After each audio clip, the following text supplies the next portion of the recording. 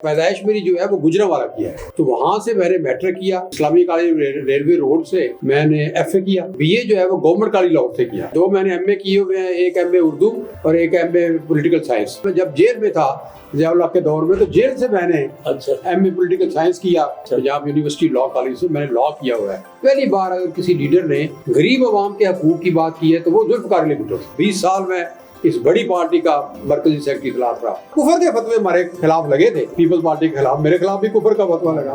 जो भी बुरान है ना, चाहे वो सियासी बुरान है, मुआशी बुरान है, समाजी बुरान है, और जितने भी बुरान है वो इखलाकी बुरान की वजह से है। इखलाकी इक़दार की वापस आ जाए तो हमारे सारे मसले हल हो सकते हैं। निज़ाम को बदल डालो, समाज को बदल डालो, सोच को बदल डालो। ये सोचें बदलेगी, फिर निज़ाम, सोचें बदले से निज़ाम बदलेगा। जब मैं बदलूंगा तो पाकिस्तान बदलेगा। बिस्मिल्लाहिर्रहमानिर्रहीम। आज हमारे मेहमान हैं जनाब क़य्यूम निज़ामी साहब, पीपल्स पार्टी के बानी अरकान में शुमार होते हैं। ज़ुल्फ़िकार अली भुट्टो के साथ रहे, बेनज़ीर भुट्टो के साथ भी रहे। क़य्यूम निज़ामी साहब आजकल कॉलम भी लिखते हैं, 26 किताबें लिख चुके हैं। क़य्यूम निज़ामी साहब के बारे में और भी बहुत कुछ कहा जा सकता है, लेकिन हम अपने इंटरव्यू का सिलसिला शुरू करते हैं। क़य्यूम निज़ामी साहब से सबसे पहले तो ये पूछते हैं कि आप कहाँ पैदा हुए, आपने तालीम कहाँ पे हासिल की, कारोबार हयात कैसा चला, उसके बाद फिर सियासत पे आ जाएंगे, फिर इनकी किताबों पर आ जाएंगे। जनाब क़य्यूम निज़ामी साहब। फजल साहब, बहुत शुक्रिया आपका कि आपने मुझे दावत दी आज गुफ्तगू करने के लिए। तो मैं ये गुज़ारिश का, आप जो है ये सवाल जो है, ज़ाहिर है कि आप चाहते हैं कि मैं अपना तारफ़ कराऊँ अपना, कि भाई कहाँ मैंने तालीम हासिल की। मैं पैदाइश मेरी जो है वो गुजरांवाला की है। तो गुजरांवाला वहाँ अताब अहमद हाई स्कूल था, इस्लामी हाई स्कूल अताब अहमद के नाम से। तो वहाँ से मैंने मैट्रिक किया। वहाँ मैट्रिक जब मैंने किया तो मेरे वालिद साहब पहले गुजरांवाला में दुकान किताबों की करते थे, उसके बाद लाहौर शिफ्ट हो गए। तो वो लाहौर आए तो मैं भी लाहौर आ गया, और इस्लामी कॉलेज रेलवे रोड से मैंने एफए किया। उसके बाद मैंने बीए जो है वो गवर्नमेंट कॉलेज लाहौर से किया। अच्छा। और 2 मैंने एमए किए हुए हैं, एक एमए उर्दू और एक MA political science. MA Urdu तो बाकायदा पंजाब ओरिएंटल कॉलेज से किया, और एमए जो पॉलिटिकल साइंस है, आप सुन के हैरान होंगे, मैं जब जेल में था ज़ियाउल हक के दौर में, तो जेल से मैंने एमए पॉलिटिकल साइंस किया। तो उसी साल जवेद हाशमी ने भी, पता नहीं मुझे नाम लेना चाहिए या नहीं, मगर उन्होंने भी इम्तिहान दिया था पॉलिटिकल साइंस के एमए का। तो वो इत्तेफाक से फेल हो गया, मैं पास हो गया। तो मुसावात ने खबर लगा दी कि वजीर फेल असीर पास। अच्छा। तो बहरहाल ये मुझे वैसे ही याद आ गया। मैं माफ़ी चाहता हूँ जवेद हाशमी से, बड़े अच्छे हमारे पाकिस्तान के लीडर रहे हैं, स्टूडेंट लीडर भी रहे हैं।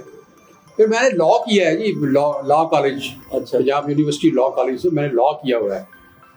तो उससे पहले मैं सोशल वर्कर था, समाजी कारकुन था। अपने मोहल्ले में हमने एक वेलफेयर की तंजीम बनाई हुई थी, सोसाइटी। उसमें हम डेवलपमेंट के काम, रफाई काम, एक फ्री ट्यूशन सेंटर हमने खोला हुआ था। नौजवानों ने वो बच्चों को फ्री ट्यूशन सेंटर में देते थे, और उसकी जो मोहल्ले की जो इज्तिमाई सरगर्मियाँ थी उनमें वो काम कर लेते, दिलचस्पी लेते थे। तो फिर भुट्टो साहब जो हैं वो जब छोड़ा है उन्होंने जनरल यूब खां को, तो उन्होंने फिर पार्टी बनाने की फैसला कर लिया, पाकिस्तान पीपल्स पार्टी। पहले तो कोशिश की उन्होंने कि किसी न किसी जमात में, काउंसिल लीग में या अवामी नेशनल पार्टी में चले जाएँ, लेकिन जब उनके साथ मिले तो उन्होंने कहा जी कि आपको हम सिंध का जनरल सेक्रेटरी बना देते हैं।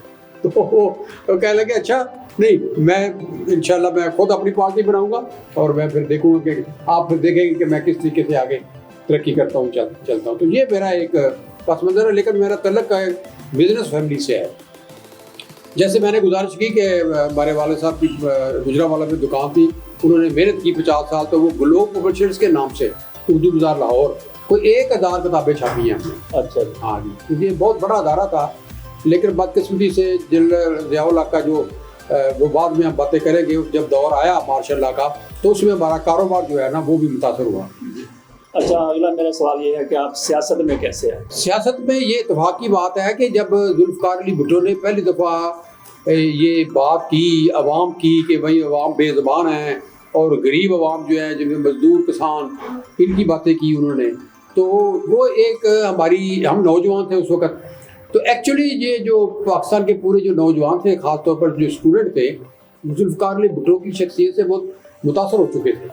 एज ए वज़ीर ख़ारजा की हैसियत से انہوں نے جو کارہائے نمایاں کیے اور اپنا ایک مقام پیدا کیا پاکستان کے اندر بھی اور انٹرنیشنل سطح پر بھی، ایک اچھے پروگریسو لبرل ایک چین نواز ایک سیاستدان کے، تو اس سے لوگ متاثر تھے۔ جب پھر وہ تاشقند کا مسئلہ آیا تو اس میں بھی انہوں نے سٹینڈ لیا کہ بھائی ہم تو جو جنگ ہے وہ جیت چکے ہیں، تو میز کے اوپر ہم اس کو کیوں ماریں، ہم کیوں اس کی شرائط مانیں۔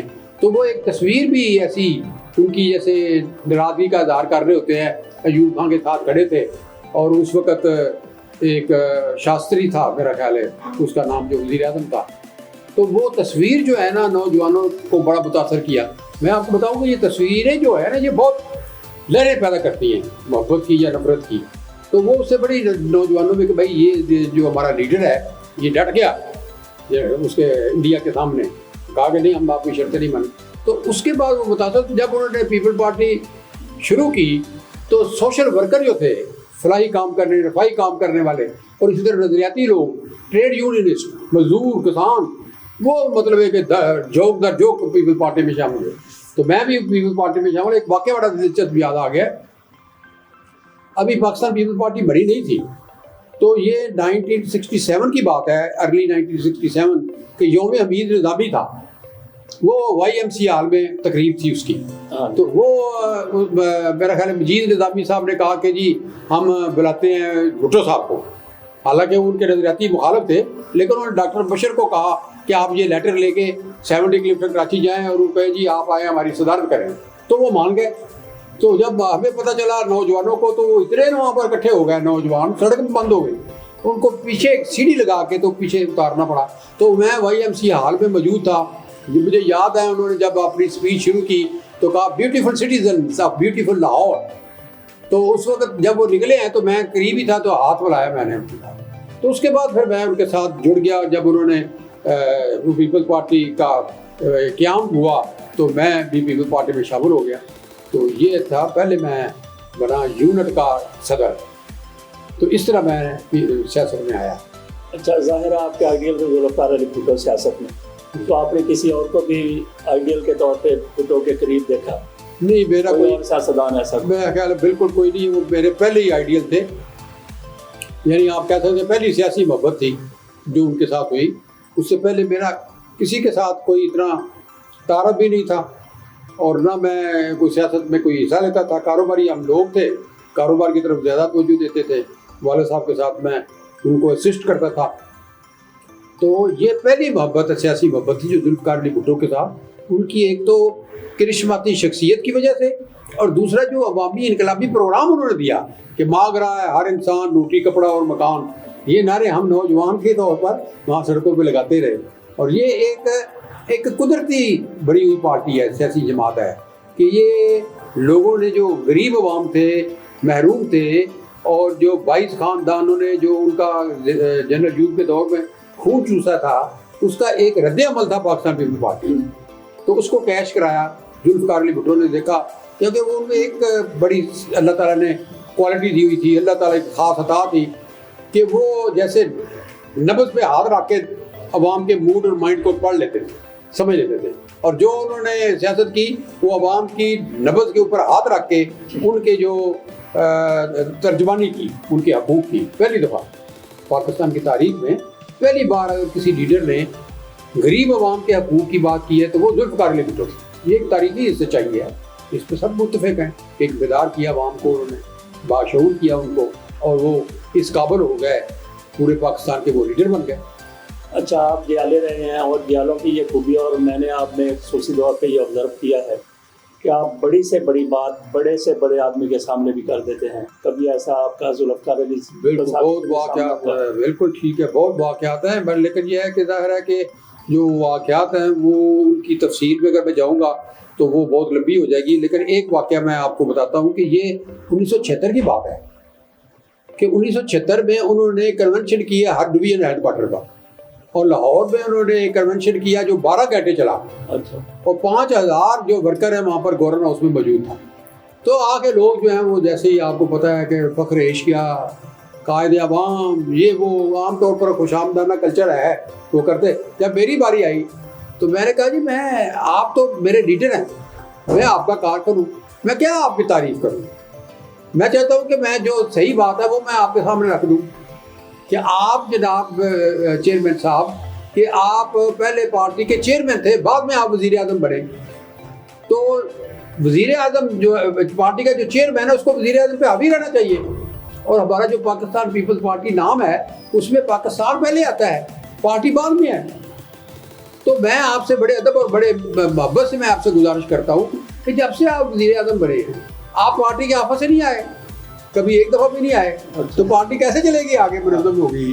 تو میں نے اس طرح ان کی باتیں کہہ رہی تو وہ کہنے لگے اپنا ملک مراج خالد، دوسرے بھی موجود تھے، ڈاکٹر مبشر حسن، شیخ محمد رشید، بابا سوشلزم، سارے موجود تھے۔ تو کچھ لوگ جو مجھے کہنے لگے آج تم نے جو باتیں کی ہے نا تمہارا بڑا برا شروع ہو۔ میں نے کہا یار میں نے اللہ کے سارے نیک نیتی سے اپنے قائد کے سامنے بات رکھ دی ہے، لیکن آپ یقین کریں عوان صاحب وہ انہوں نے میری بات کو نوٹ کیا اور ایک ہفتے کے بعد وہ پنجاب کے دفتر میں آ گئے اور آ کے انہوں نے دفتر میں اب مجھے کہنے لگے آپ تو خوش ہو۔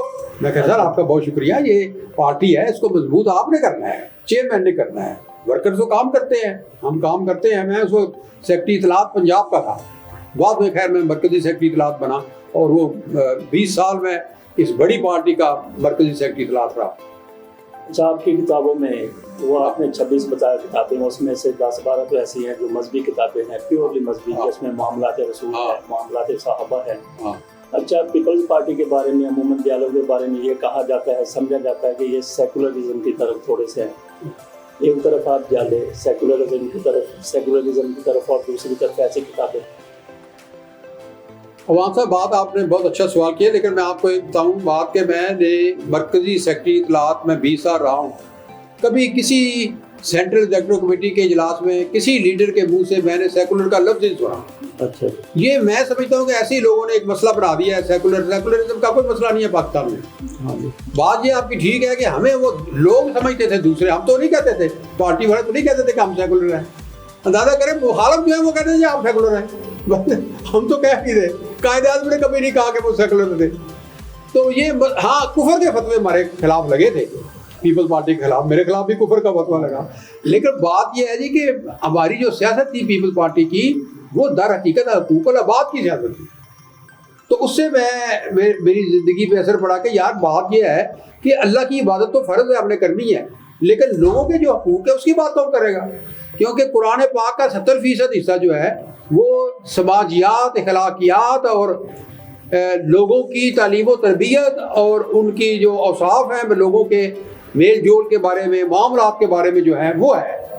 تو چنانچہ میرے ذہن میں آیا کہ مسئلہ کیا ہے، آخر یہ کوئی سمجھ نہیں آئی کہ لوگ روزے بھی رکھتے ہیں، حج بھی کرتے ہیں، عمرہ بھی کرتے ہیں، نماز 5 وقت کی پڑھتے ہیں، لیکن اس کا عکس جو ہے وہ ہماری سوسائٹی پہ نہیں نظر آتا۔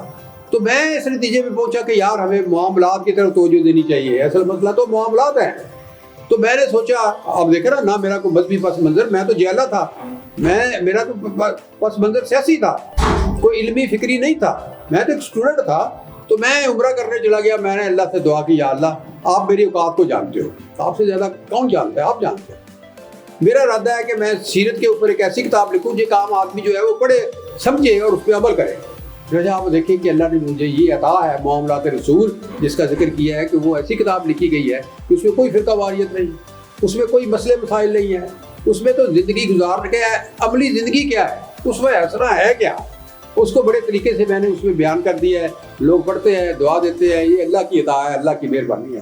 باقی مذہبی کتابیں جو ہیں وہ اسی وجہ سے معاملات کے اوپر میں نے زور دیا ہے تاکہ ہماری سوسائٹی ٹھیک ہو، ہمارے اخلاقیات ٹھیک ہو۔ آپ عوام صاحب دیکھیں ذرا سوچیں، آج جو بھی بحران ہے نا، چاہے وہ سیاسی بحران ہے، معاشی بحران ہے، سماجی بحران ہے، اور جتنے بھی بحران ہیں وہ اخلاقی بحران کی وجہ سے ہے۔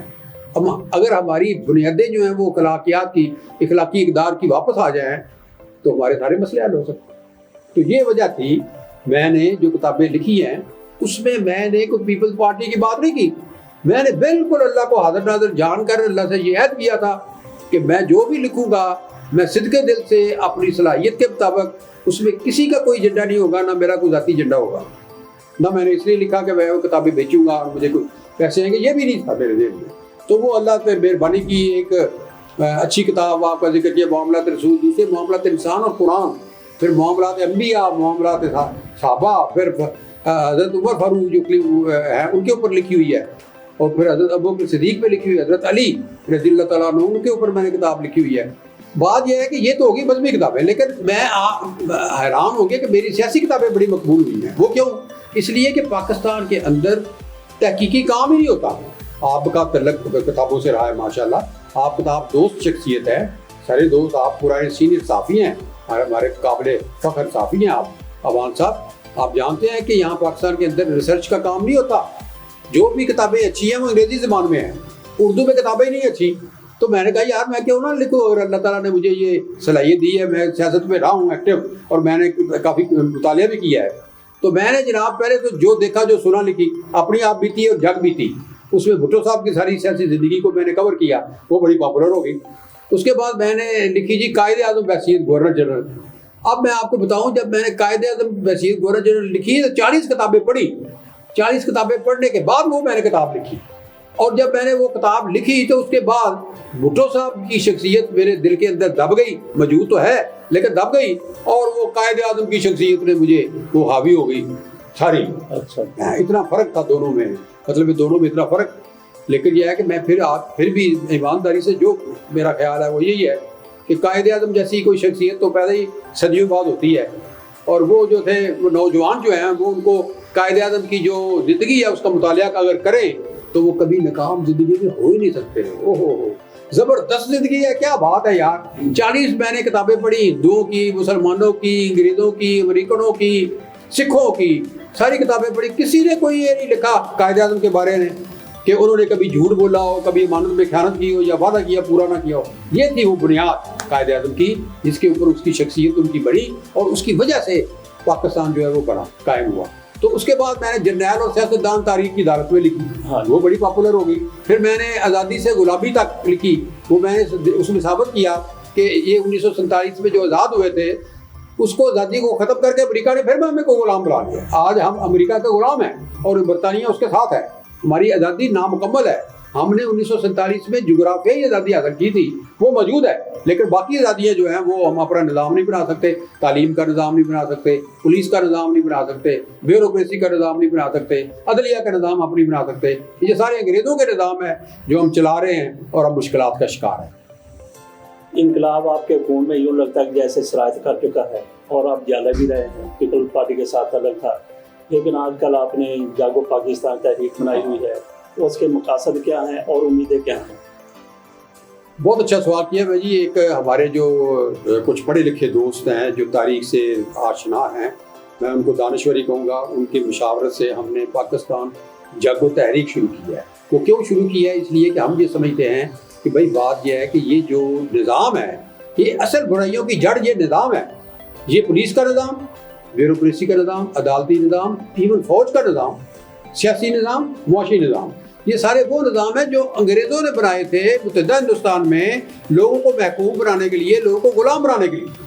تو ہم سمجھتے ہیں کہ جب تک لوگوں کو بیدار اور باشعور نہ کیا جائے، لوگوں کو بتایا نہ جائے کہ بھائی اصل مسئلہ ہمارا کیا ہے، اصل مسئلہ یہ ہے کہ ہمیں اپنا نظام، جس کو ہم پاکستانی کہیں، جو قائد اعظم اور علامہ اقبال کو ہم نے اپنے دونوں کو اپنا وہ رول ماڈل بنایا ہوا ہے جاگو تحریک نے، ہم نے، تو ہم سمجھتے ہیں کہ ہمارا جو نظام ہے اس کی تشکیل نو کی ضرورت ہے، اس کو ریکنسٹرکٹ کرنے کی ضرورت ہے کہ آپ اپنے نظام کو پاکستانی بنائیں جو عوام کی خدمت کرنے والا ہو، لوٹ مار کرنے والا نہ ہو۔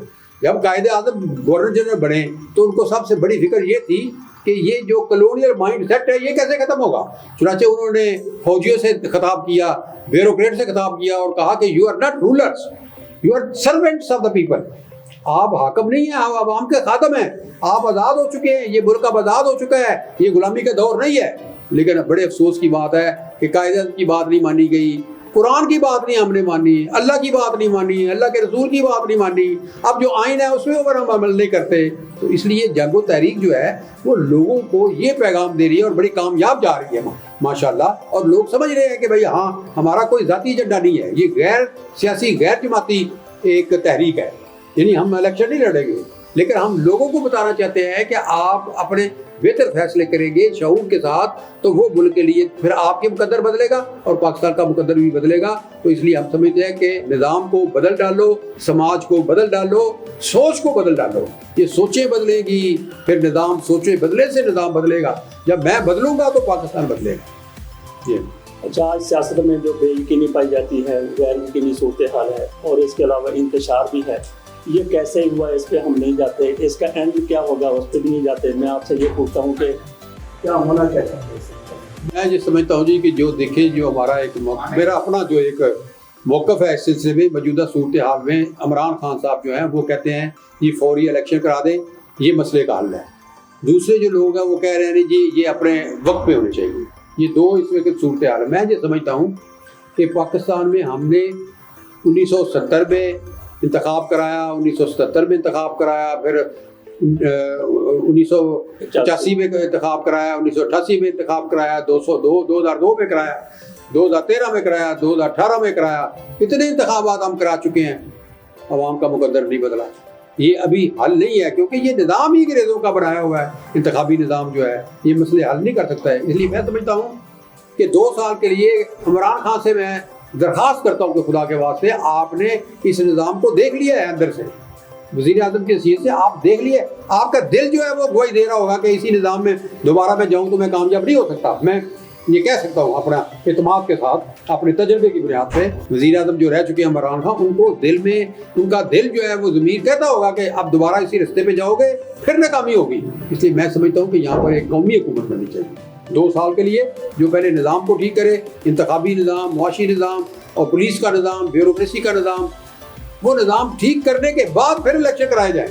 یعنی پہلے آپ احتساب کریں نا, بڑا آسان کام ہے. کیا 5000 امیر ترین لوگوں کو پکڑ کے نظر بند کر دیں, ان سے کہیں بھائی آپ بتاؤ وہ عدالتوں والا مسئلہ ختم کریں. وہ کہیں جی کہ نہیں, ہم نے تو اس کو 1 مہینے کے اندر اس کو مکمل کرنا ہے پروسیس کو, یا تو آپ پیسے دو گے یا پھر آپ سزائے موت کے لیے تیار ہو جاؤ. یہی ایک حل ہے. وہ 5000 بندوں سے آپ کی لوٹی ہوئی قومی دولت چھین لیں گے, سارے قرضے ختم ہو جائیں گے, ملک جو ہے وہ پھر چلنا شروع ہو جائے گا درست سمت کی طرف, رائٹ ڈائریکشن کی طرف ملک جو ہے وہ چلنا شروع ہو جائے گا. پاکستان کی سیاست میں فوج کے کردار کو کس طریقے سے ختم کیا جا سکتا ہے؟ اگر ہم ختم نہیں کرنا چاہتے تو پھر باقاعدہ اس کا آئین میں کوئی کردار رکھ دیا جائے. کیا خیال؟ میرا خیال ہے کہ دیکھیں جی, بات یہ ہے چونکہ میں نے جرنیل اور سیاستدان تاریخ کی عدالت میں لکھی ہے, جہاں تک میرا مطالعہ مشاہدہ کہتا ہے, میں سمجھتا ہوں کہ چونکہ جو سیاسی ادارے ہیں, سیاستدان ہیں, وہ اچھا بہتر رول ماڈل پیش نہیں کر چکے عوام کے سامنے, اور وہ مرہون منت رہے ہیں فوج کے. تو یہ ایک قسم کا ایک امبیلنس ہو گیا ہے, یعنی غیر متوازن صورتحال ہے. اس میں توازن نہیں ہے, تو اس کی وجہ سے پرابلم ہے. تو اگر یہ بیلنس ہو جائے, بیلنس کا مطلب یہ ہے کہ فوج جو ہے وہ بھی کو انڈرسٹینڈ کرے اپنے سابقہ تجربات کی روشنی میں کہ ہم بہت زیادہ انٹرفیئر کرتے رہے ہیں سیاست میں, اس کا رزلٹ اچھا نہیں نکلا.